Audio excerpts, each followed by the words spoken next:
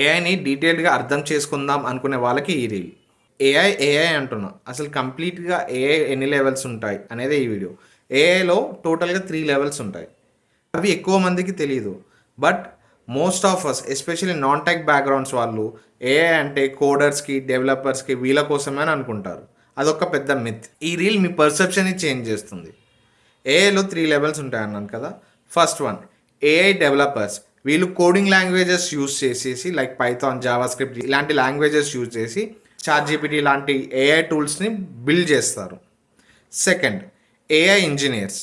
వీళ్ళేంటంటే ఉన్న ఏఐ టూల్స్ని యూజ్ చేసి స్పెసిఫిక్ రిక్వైర్మెంట్కి తగ్గట్టుగా ఏఐ బాట్స్ని తయారు చేస్తారు. Next third one, AI end users. వీళ్ళు ఏంటంటే ఏఐని యూజ్ చేసి వాళ్ళ వర్క్ని ఈజీగా స్మార్ట్గా ఫినిష్ చేయడానికి చూస్తారు. సో ఇందులో మీరు ఏ లెవెల్లో ఉన్నారో, ఏ లెవెల్లో ఉందాం అనుకుంటున్నారో ఆలోచించుకోండి. నెక్స్ట్ టైం ఎవరైనా ఏఐ అంటే డెవలపర్స్కి, ఏఐ అంటే కోడ్ చేసే వాళ్ళకి, ఏఐ అంటే కోడింగ్ అనే వాళ్ళకి చెప్పండి అదొక పెద్ద మిత్ అని. ఇది నీ ఫ్రెండ్స్కి కూడా షేర్ చేయి, వాళ్ళకి కూడా యూస్ అవుతుంది. See you with the next myth. Bye.